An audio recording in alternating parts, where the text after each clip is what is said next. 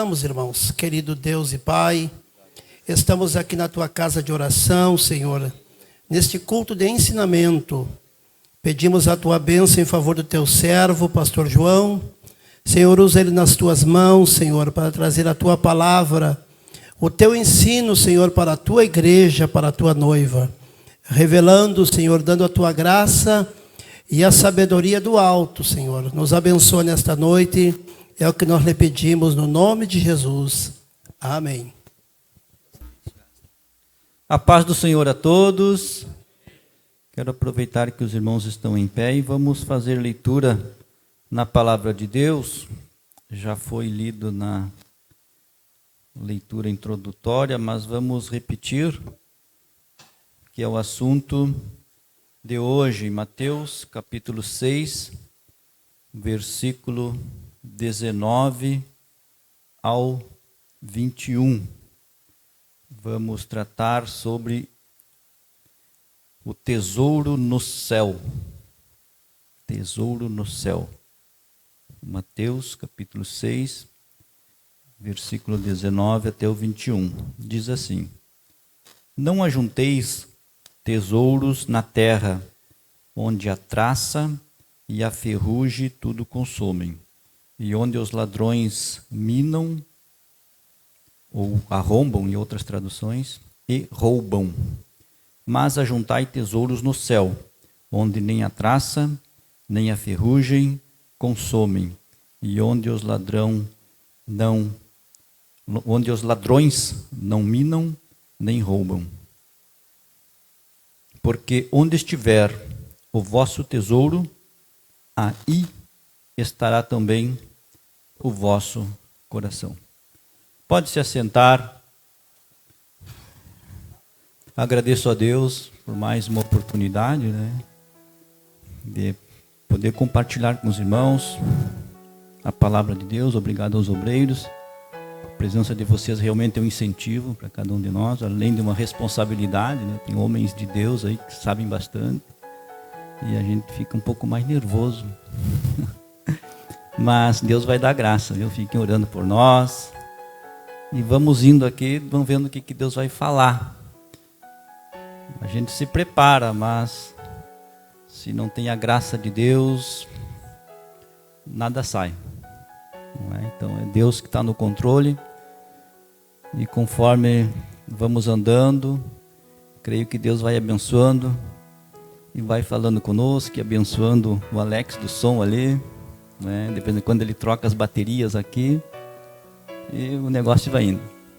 Louvado é o nome do Senhor.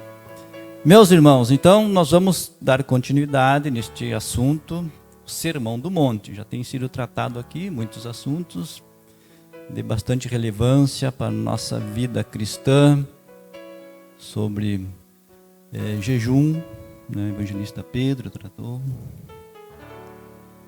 oração, pastor Argemiro, ajuda, esmolas, evangelista Junei, me parece, pastor Leonardo, tratamento com os inimigos, enfim, o evangelista Gilmar pegou um assunto bem pesado, mas Deus deu graça a ele ali e explanou com graça. E para mim hoje coube um assunto mais tranquilo, me parece mais tranquilo, Tesouro no céu, Quem não gosta de ter tesouro aí? Melhor ainda no céu. Não é? Então nós vamos ver que negócio é esse de tesouro no céu. Afinal tem um banco lá para você colocar as joias, juntar um dinheiro. O que tem lá? Jesus falou, tesouros no céu, Se não tivesse, ele não ia falar. Nós vamos aos poucos andando aí para tentar entender o que é isso. Então, no Sermão do Monte, Jesus vem tratando vários assuntos. Atitudes ali, o sal da terra, a luz do mundo. Ele trata sobre o caráter das pessoas. Trata dos relacionamentos entre irmãos, na igreja, pessoas, relacionamento com Deus, como foi falado aqui, oração, jejum. E agora ele tocou num assunto do relacionamento com as coisas. O nosso relacionamento com coisas. Aqui ele exemplificou o tesouro, né? Coisas de valor, mas podemos abranger tudo. Vamos entender um pouquinho, porque isso aqui era um assunto novo para os judeus. Vamos ver como é que o judeu entendia esse negócio de riqueza. Porque não foi fácil para eles digerirem aquilo ali. Né? Tesouros. Não ajunteis tesouro aqui. Praticamente ia na contramão de como eles vinham. Basta nós olhar lá no começo de tudo, os patriarcas, praticamente todos eles, a Bíblia fala que Deus enriqueceu eles. Deus abençoou. Começa por Abraão, você vai ver. Deus diz que Abraão era próspero, muito rico. Estava na Bíblia, na palavra de Deus, e os judeus sabiam disso. Passa para Isaac. A Bíblia diz que Isaac chegou num lugar, uma terra seca. Deus disse que ali Deus multiplicou 100 vezes mais, né, que os filisteus ficaram tão com inveja dele que pediram para ele ir embora dali, né, de tanta riqueza que Deus deu para Isaac. Jacó também, lembra de Jacó? A Bíblia diz que Labão lá, o sogro dele, tentava passar a perna dele, e quanto mais enganava, mais ele crescia, mais ele tinha, mais possuía. Umas pessoas muito ricas. Dentre tantos outros, você vai ver, tinha muitas propriedades, bens. Podemos falar aqui, para finalizar essa parte, de Jó. A Bíblia diz que Jó, a Bíblia começa dizendo que Jó tinha muito, tinha bastante, e termina que Jó tinha o dobro do muito. Então tinha bastante, não é? Se tu vai ver no final lá da vida de Jó, a Bíblia diz que Deus deu o dobro, mas se tu vai ver quando ele iniciou, ele já tinha bastante. Então isso era um conceito que vinha do povo judeu. Ter, possuir, era alguma coisa ligado com bênçãos de Deus. E agora Jesus chama eles, diz assim, não ajuntem tesouro aqui. Aquilo caiu como um balde de água fria aí na vida deles, né? Não ajuntem tesouro aqui. Então o negócio agora começou a complicar. Olha só. Então, o que nós temos que entender primeiramente aqui? Nesses ensinos de Jesus aqui, nesses 3 versículos. É que primeiro, aqui Deus não está condenando alguém por ter riquezas. Depois a gente vai esmiuçar melhor isso aí. Mas Deus não está condenando a pessoa em ter. Se a gente vai analisar bem, não é isso. Porque Deus tem ouro. Ele diz, minha é a prata e meu é o ouro. É dele. Então Deus não poderia condenar ele mesmo. Isso tu vai ver em várias situações, não é? Deus mandou pegar ouro para vir para o templo dele, lembra? A arca do concerto, como é que ela era? Era de ouro. Lá quando o povo de Israel saiu do Egito, né? Quem foi que trabalhou no coração dos egípcios para os egípcios darem muitas riquezas para o povo de Israel? Foi Deus, que eles deram muitas coisas, ouro, riqueza, prata e joias. Mas tudo aquilo, tinha objetivos. Quando o povo de Israel está entrando na terra prometida ali em Jericó. Lembram dessa passagem? Que tinha ali Jericó, né? E Deus assim diz, vocês não peguem nada, só vão pegar as coisas que eu disser. E elas são minhas, disse Deus. São minhas. Ouro e prata vocês pegam, porque são meu. Deus tinha já em visão tudo para o seu templo, para a sua casa. Depois nós vamos ver que uma pessoa X lá pegou coisa para ele. E não era para pegar. O que era deles era a terra prometida. As outras coisas ali era de Deus. Então esse assunto de riqueza, né? A gente tem que ir com cuidado, porque às vezes não é assim. Deus não está condenando ter.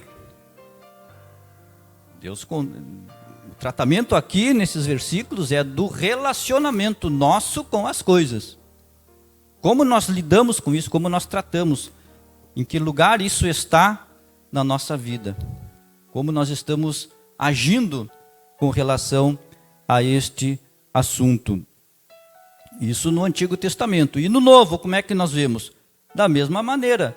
Então nós temos no Novo Testamento muitos cristãos de posses que foram usados para o crescimento da obra de Deus.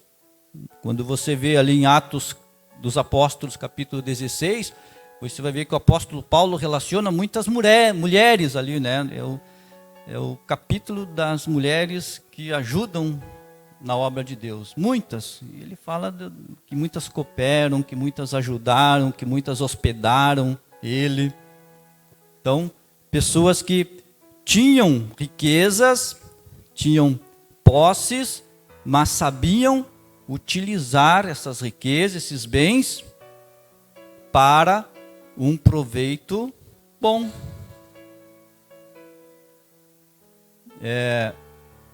O próprio Jesus, né? Jesus se utilizou de um sepulcro de alguém que tinha dinheiro, né? José de Arimateia, isso, né? Então vejam, não condenou, utilizou. Então aqui nós vamos ver que não tem nada de errado ter, desde que seja com moderação. A relação nossa com as coisas. Também Deus aqui não está condenando, além de ter, Deus não está condenando o planejamento ou juntar para adquirir algum bem. A própria palavra de Deus manda lá em Lucas capítulo 14, Jesus dizendo, olha, aquele que vai construir alguma coisa, ele fala ali em torre, né?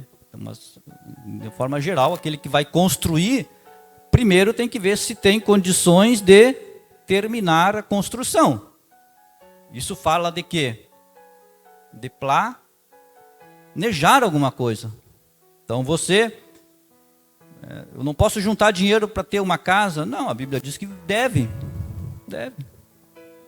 juntar dinheiro para adquirir uma casa própria. Quem vive de aluguel.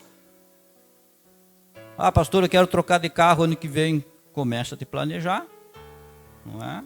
Planejar aos poucos, vai juntando. Você está juntando para alguma coisa. E a Bíblia fala, não ajunteis tesouro. Então, parece que... Não, mas aqui aí a Bíblia diz planejamento. Então, se você está planejando para ter alguma coisa e desfrutar bem disso, tá certo. Agora, se você tem um bom carro e você está planejando em comprar um outro para só viajar e não vir na igreja mais, aí então você caiu no ajuntar demasiadamente, que não é para o benefício das coisas de Deus, não é para o teu proveito com Deus. Então aqui não está condenando o planejamento, tá? E muito menos, claro, o trabalhar. A própria palavra de Deus diz que aquele que não trabalhe também que não coma, não é? E inclusive manda a gente aprender com as formigas, né? Elas são sábias. Inclusive, de planejamento, a formiguinha nos dá uma lição, não é? Ela no inverno, ela trabalha lá e tudo, guarda, a abelha também, né? Guarda ali os alimentos, para que quando, no verão, né? Elas fazem para que quando chega o inverno, o frio, elas tenham como viver. Então, não tem nada contra ter riquezas, nem planejar e nem trabalhar. O assunto que Jesus trata aqui é sobre as prioridades, é sobre aquilo que nos influencia, o que domina as nossas ações, ou o que na verdade ocupa os nossos corações. É o ensinamento que Jesus vai nos trazer aqui nesses versículos. Então Jesus alerta que a característica do tesouro terreno é ser algo passageiro, que se corrompe. Olha o que ele diz aqui, ó. Não ajunteis tesouro na terra, onde a traça e a ferrugem tudo consomem, e onde os ladrões arrombam e roubam. Então, ladrões minam, esse minam é arrombar. Essas são as características dos tesouros, das riquezas aqui na terra. Então são coisas passageiras que se corrompem, que terminam. Mas, num contraponto ao tesouro celestial, ele diz: mas ajuntai tesouros no céu, onde nem a traça nem a ferrugem consomem, e onde os ladrões não arrombam e nem roubam. Tesouros no céu. Bom, aí nós podíamos falar muitas coisas de tesouros no céu, né? Mas não vamos entrar muito nessa parte aí, que a Bíblia fala de tantas coisas, de valores para Deus. Na verdade, o que são tesouros para Deus? O apóstolo Paulo diz: o meu Deus, segundo as suas riquezas, segundo, conforme, o meu Deus, de acordo, conforme as suas riquezas, suprirá todas as vossas necessidades. Então, se ele frisou, conforme as riquezas de Deus, então tem uma grande chance das riquezas de Deus ser diferente das nossas riquezas. A palavra de Deus diz ainda que o reino de Deus, ele não é comida, nem bebida, mas é gozo, paz e alegria no Espírito Santo. Isso são as riquezas de Deus. Nós, às vezes, na maioria das vezes, os homens atribuem valores, né, às coisas, mas Deus não. Os maiores valores para Deus são as pessoas. Lá no livro de profeta Malaquias, né, ele diz que ele tem um tesouro particular. Ele diz: vós são para mim um tesouro particular. Tem outras traduções que traz joias. Esse são os tesouros para Deus. Ele fala ali, né? Vereis outra vez a diferença entre o que serve e o que não serve, entre o justo e o injusto. E aí ele fala, e naquele dia serão para mim um tesouro particular. Então, tesouros para Deus são diferentes dos nossos. Vamos andando aqui. Então, as riquezas de Deus são diferentes. Vamos fazer leitura em Filipenses capítulo 4. Vamos ver aqui. Filipenses capítulo 4. E o versículo 19. Quem achou, pode ler.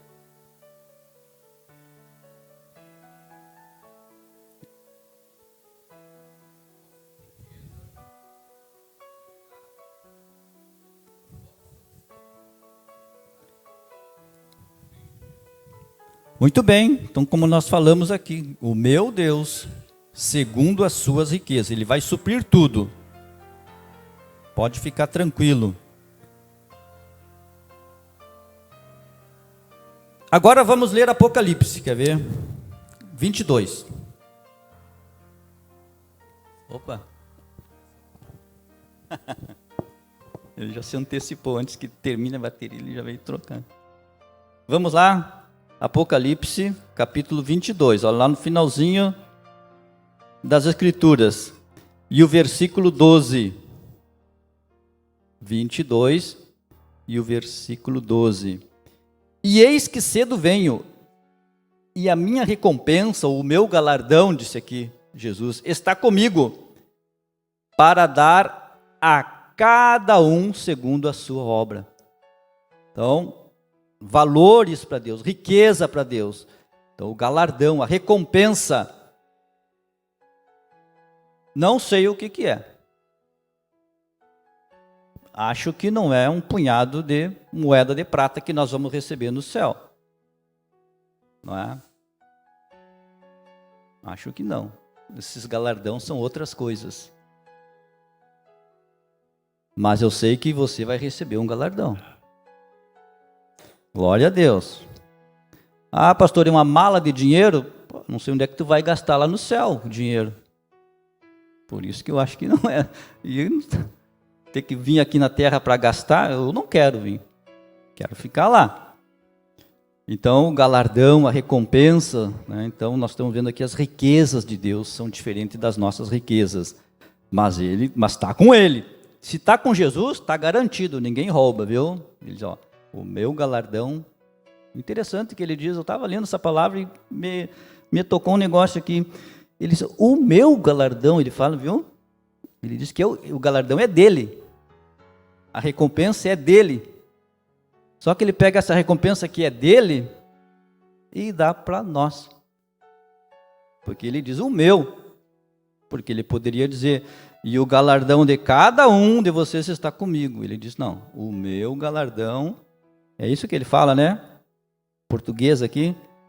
E o meu galardão está comigo.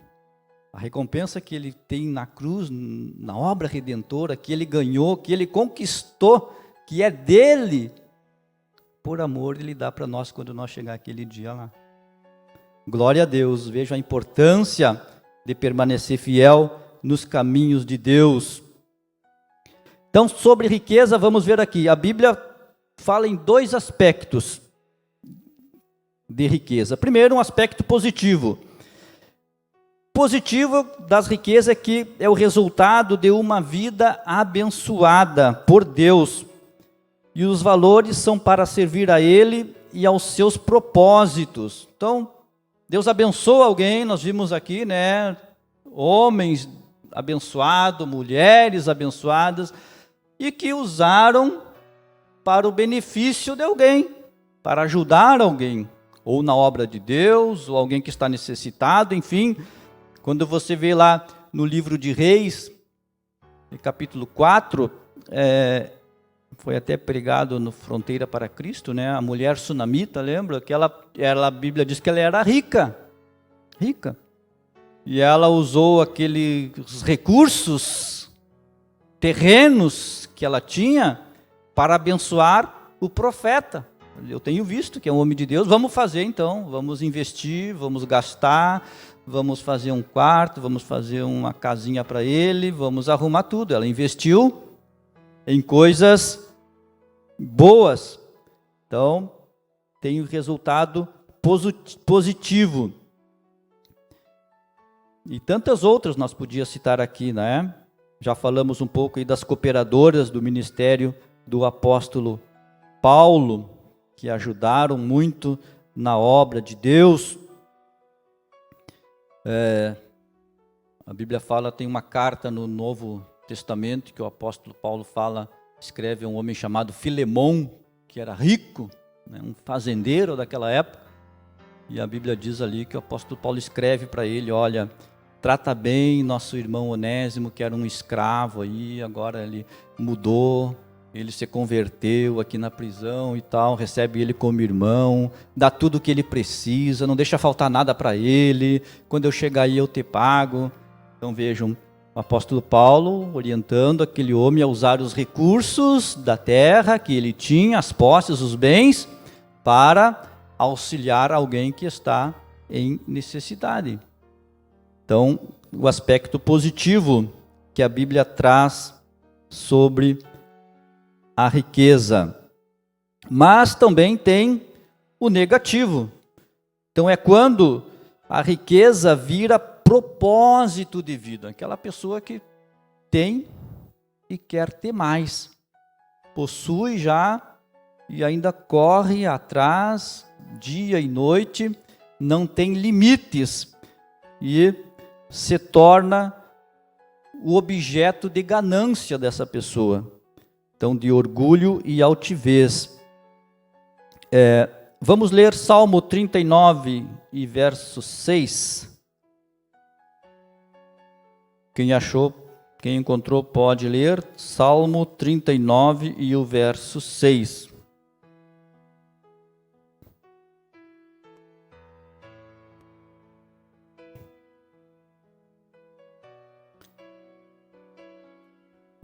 Então aqui amontoam riquezas. O homem, né, se perde nesse assunto aí. Amontoam riquezas e nem sabem quem levará. Quem vai ficar com isso afinal? Será que vão usar bem, vão aproveitar bem? A palavra de Deus nos ensinando hoje, não é? Então não é errado você, como eu falei aqui, você planejar, não é? Ou deixar um bem para os filhos, não. A questão aqui são os limites. Os limites. Você viver para aquilo ali. Teu objeto, teu foco é querer cada vez mais, sem pensar na necessidade dos outros. A Bíblia fala lá que tem um homem chamado Nabal, né? Lembra do Nabal, esposo de Abigail? Então a Bíblia diz que ele era um fazendeiro rico, e aí tá ali naquela parte que Davi estava fugindo de Saul, de Esaú, né? Não Saul, né? E aí foi lá pedir ajuda para ele, e ele, mas quem é esse Davi? Não conheço, não quero saber, vai embora. E aí Davi diz, mas eu tenho protegido a tua fazenda, tenho ajudado, não sei o que, não me interessa. Então era uma pessoa que não estava nem preocupado com a necessidade dos outros. E aí a Bíblia diz que ele perdeu tudo, né? Morreu, e não sei com quem ficou a fazenda que ele tinha, a Bíblia não diz, né? Eu sei que a Abigail depois casou com Davi, né? Ficou viúva e casou com Davi. Mas vejam, né? Então uma pessoa que podia desfrutar ainda mais do que ele tinha, né? Não é mesmo? Podia desfrutar, se ele tivesse um coração mais molengo, né? Mais mole, mais amoroso. Opa, vamos ver, vamos conversar, chama esse rapaz aqui, vamos ver o que ele fez. O que eu posso ajudar? E aí Davi ia explicar para ele, teus pastores estão no campo, nós estamos ajudando eles, estamos guardando eles, nada. Como eles disseram aqui, se você vai ver lá na palavra de Deus, 1 Samuel 25, eles, nada tem faltado do rebanho de vocês, nós temos ajudado, somos guarda dos teus funcionários. Ele ia ver isso aí, ia até recompensar, mas não quis nem saber, porque estava agarrado naquilo que ele tinha e perdeu tudo. Então não adianta, viu? Então aí você vê a relação de um homem, de uma pessoa com as coisas. Abra sua Bíblia agora, Lucas capítulo de número 12. Lucas 12, vamos ver o versículo 15. Lucas 12, obrigado. Lucas 12 e o versículo 15. Olha só. Aqui é a parábola do rico insensato. Lucas 12 e versículo 15.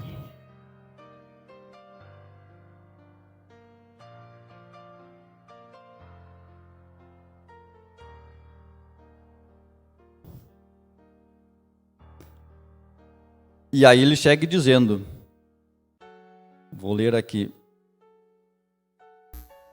Tinha um homem, diz aqui, né, um homem rico, que tinha produzido com abundância. De novo aqui, ele era rico e produziu mais ainda.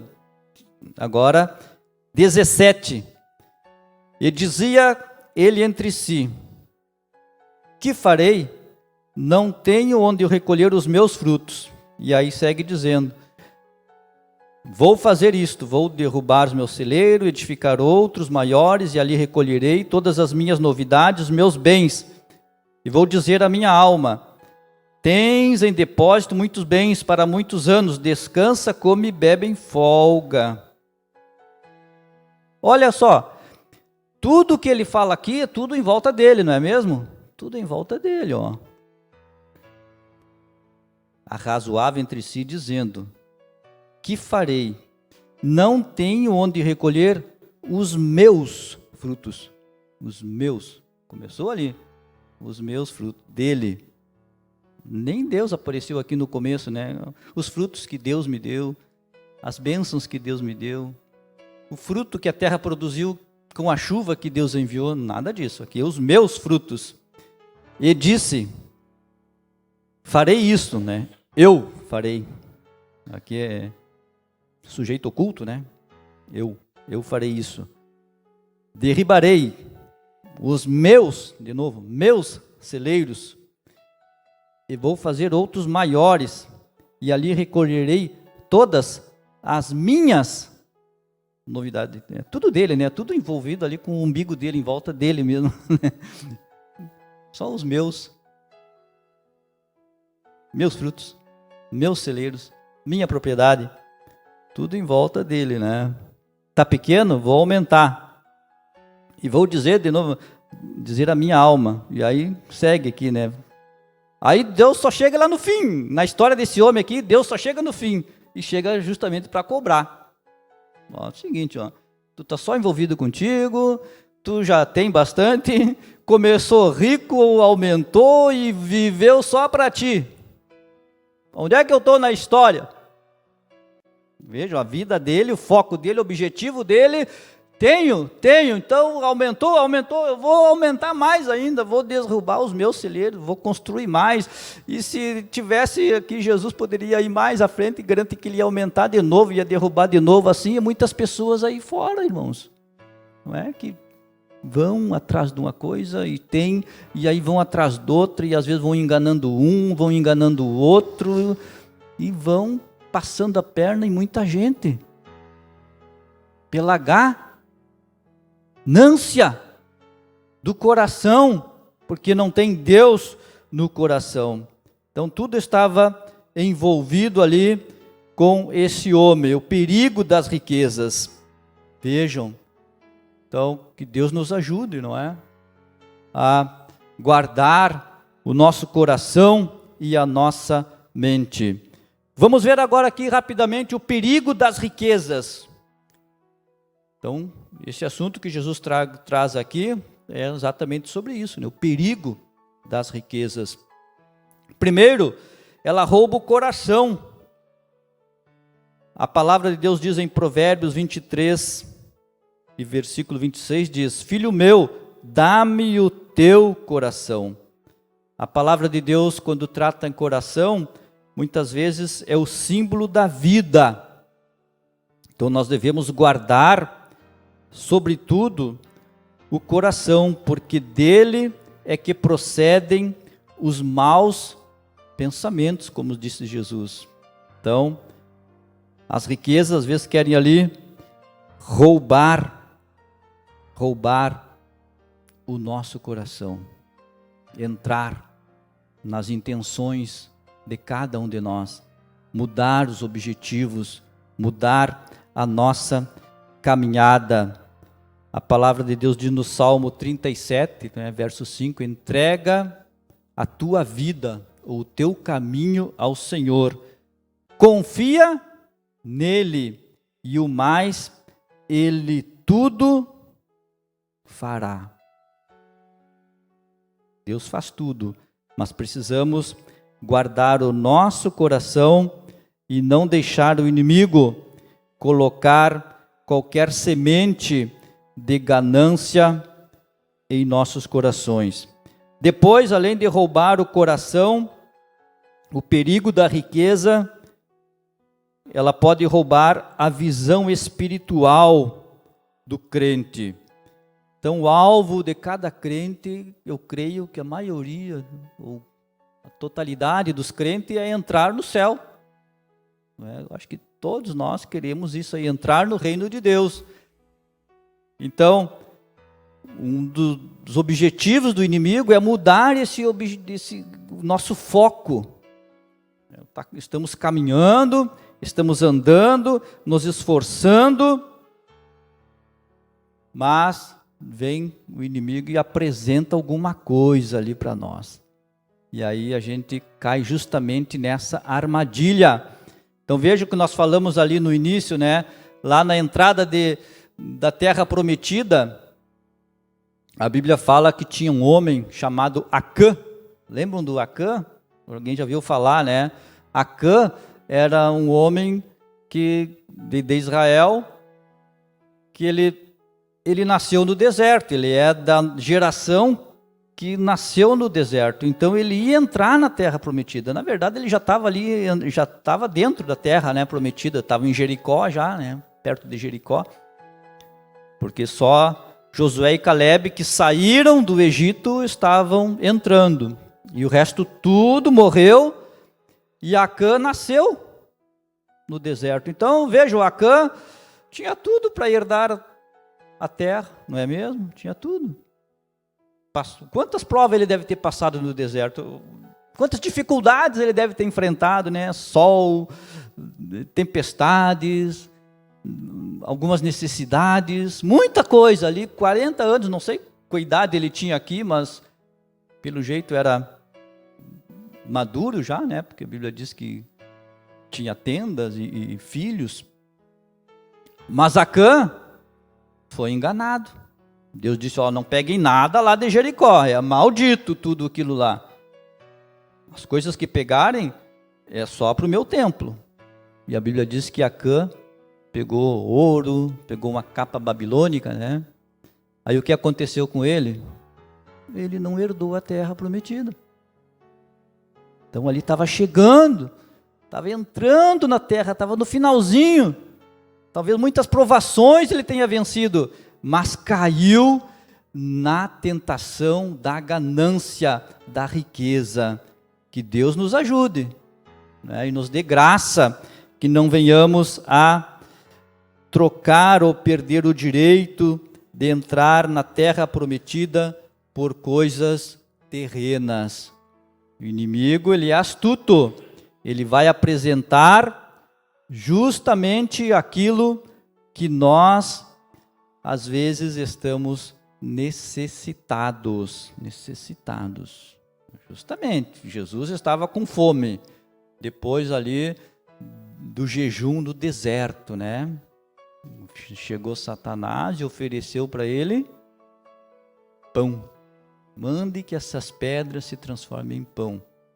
Justamente a necessidade que Jesus estava precisando. Então aqui coloquei, Canaã era pouco para aquele homem. Ele não se contentou com o que já tinha.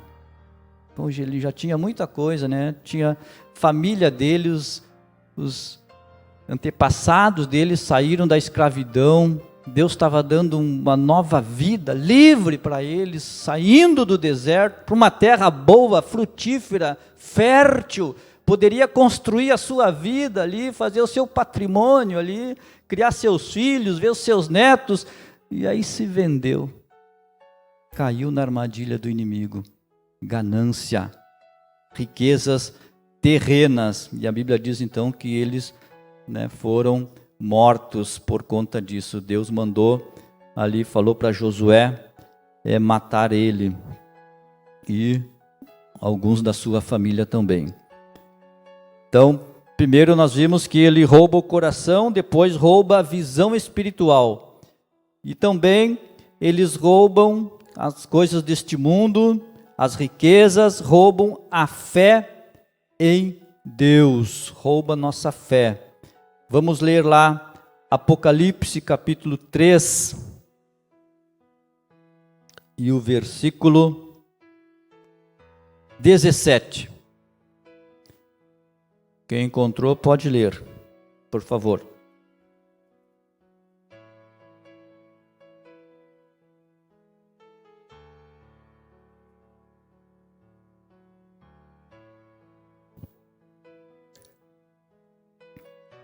Então vejam, roubam a fé em Deus. Aqui, esta igreja chamada Laodiceia, que é uma das 7 igrejas lá da Ásia, Jesus está dizendo, a tua situação é essa, você é rica, tem tudo, mas por essa tua riqueza, Deus não está condenando a riqueza dela, Deus está condenando a atitude por ela ser rica. Por ser rica, tu diz isso, que não precisa de mim, que não tem necessidade de mim. Tu não vive mais pela fé, tu vive pelo que tu tem. Tu acredita no que tu possui.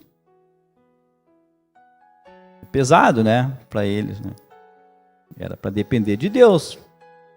Posso ter bastante, mas se eu continuo ainda dependendo de Deus, tá tudo bem. Se a minha esperança é o céu, tá tudo bem. Se eu continuo dizendo porque dele, por ele, para ele são todas as coisas, tá tudo bem. Não tem nada de errado em ter. O que está errado é quando eu tiro Deus do lugar que ele deveria estar e coloco as coisas. Aleluia. Aí está errado. Deus quer ocupar o nosso coração por inteiro. Filho meu, dá-me o teu coração. Não é? Que nós possamos dar o nosso coração inteiro para o Senhor. Rouba a fé. Não deixa então o inimigo roubar a fé em Deus. Também nos desvia, já vamos ir para o final, desvia o cristão do seu objetivo. O inimigo tentará o crente neste ponto, pois ele procura sempre uma brecha, uma oportunidade. Olha só, presta atenção, ele procura sempre uma oportunidade neste assunto aqui. Oportunidade. Lembra daquela passagem aonde acho que foi pregado aqui no domingo passado, o irmão Maurício pegou, lembra, o presbítero Maurício, sobre Naamã? Foi o Maurício que pregou, né? Naamã. Ali, lembra que Naamã, depois que foi curado da lepra, tudo mais, ofereceu para Eliseu, né? Bens, riqueza e tudo mais. E Eliseu disse, não quero nada disso aí, não me interessa. Mas a Bíblia diz que tinha ali com Eliseu um moço do Eliseu, chamado Geazi. E a Bíblia diz que Geazi, meu senhor não quis, mas ele não, olha, está perdendo aí, quanta coisa boa pode pegar, não é mesmo? Olha, na Bíblia não diz que estava faltando coisa para Geazi, ele tinha tudo, e se precisasse, Deus daria para ele. Deus daria, Deus já tinha mostrado as coisas para ele, foi esse rapaz, olha, ele viu coisas que pouquíssimos veem, que pouquíssimos enxergam. Eu não enxergo anjos aqui, eu nunca enxerguei cavalos e carruagens de fogo, mas Geazi enxergou. Lembra quando Eliseu estava cercado pelo exército da Síria, e ele se apavorou, e Eliseu disse assim, Senhor, abre os olhos desse rapaz para que eles vejam quem está conosco. E aí Geazi enxergou e viu carruagens de fogo em volta dele, e cavalos de fogo. Ele enxergou o mundo espiritual, não era para se agarrar nas coisas de Deus, mas se vendeu por porcarias daqui da terra. Vejam, olha a astúcia do inimigo, aproveitou uma oportunidade. E ali, ele foi atrás lá do Naamã, né?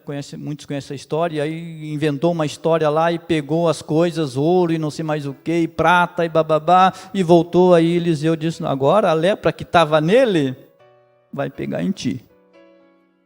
Adiantou? Não adiantou nada, ele ter ido lá. O que adianta leproso com dinheiro no bolso, mas afastado, leproso, não é? Manchado. Não adiantou. Então o inimigo procura uma brecha. Que Deus nos ajude a permanecer firme nos caminhos do Senhor. Então Jesus disse aqui, onde estiver o vosso tesouro, aí estará também o vosso coração. Onde está o vosso tesouro, ali estará o vosso coração. Então que Deus nos ajude, que o nosso tesouro esteja nas coisas dele, nas coisas de Deus. Tesouro aqui são coisas de valor, aleluia. Aqui eu tenho dado valor a essas coisas que vai estar o nosso coração. O coração não está diferente do lugar onde está o tesouro. A Bíblia diz que eles estão juntos. Eu não posso ter o meu tesouro como coisas da terra e dizer que o meu coração está em Deus. Jesus disse que não, porque eu não posso agradar a dois senhores. Se eu agradar um, eu aborreço o outro. Aqui o outro senhor que ele fala é a riqueza, chamada de mamon. Então não pode. Então que Deus nos ajude a servir a Ele com dedicação. Então, resumindo, não é pecado possuir dinheiro, mas é pecado o dinheiro nos possuir. Deus não quer que o dinheiro seja o nosso Senhor. Não quer que ele nos domine. Nós podemos usá-lo, mas não deixar o dinheiro, a riqueza nos usar. Então Deus, Ele deu o livre-arbítrio para cada um. Então nós que vamos escolher, nós que vamos decidir se vamos dar preço ou valor às coisas de Deus. Muitos dão preço e vendem, mas para outros as coisas de Deus têm valor eterno. Não trocam por nada, né? Glória a Deus. Acabe disse para Nabal: bota preço na tua vinha, né? E Nabote diz: minha vinha não tem preço, minha vinha tem valor. Glória a Deus, aleluia. A herança que eu recebi não tem preço, tem valor. A salvação da tua alma não tem preço, aleluia. Ela tem valor e valor de sangue na cruz do Calvário, aleluia. Que Deus abençoe a cada um dos irmãos, que nos ajude a guardar o nosso coração, né? E eu encerro aqui só fazendo uma ilustração em 1 minuto, né? Já terminou meu tempo em 1 minuto, né? Falando sobre guardar o coração nosso das investidas do inimigo. Conta-se uma certa história que tinha numa determinada cidade uma profissão de um rapaz, de um guarda, que ele lá protegia as fontes da água, e aquela água abastecia uma cidade. E surgiu algum problema na cidade lá, financeiro, e estavam com pouco dinheiro lá, e aí começaram a aumentar impostos, e mesmo assim não deu certo, né? Até parece nos dias de hoje, né? Uma ilustração apenas. E não deu certo, e aí vamos ver o que nós vamos fazer, vamos cortar mais gastos, estamos com dívidas e tal. Aí um se lembrou: mas vamos cortar aquele funcionário lá que está cuidando da fonte das águas. Eles tomavam água pura, limpa, porque tinha um cuidando a fonte lá para não ficar suja. E a ilustração, né, a história diz que eles então foram lá e demitiram aquele funcionário. Não, ninguém lembra de ti, ninguém sabe que tu trabalha aí, tu fica aí todo dia, toda noite, mas não precisamos mais do teu serviço. E dispensaram ele. E então passou um tempo e aquela água que ia para abastecer a cidade começou a vir suja, com impurezas, com sujeira. E aí foram ver lá na fonte, estava tudo contaminado, porque o guarda havia sido dispensado. Vamos pedir para Deus: Senhor, cuida da fonte da nossa vida, cuida o nosso coração. Não vamos dispensar o guarda da nossa vida, porque Jesus disse que do coração procede todos os pensamentos. Falamos, dizemos aquilo que está na fonte, no nosso coração, que o guarda possa proteger, para que o inimigo não coloque nada que possa contaminar. Em especial, como vimos aqui, semente de ganâncias em nossas vidas. Deus abençoe, em nome de Jesus.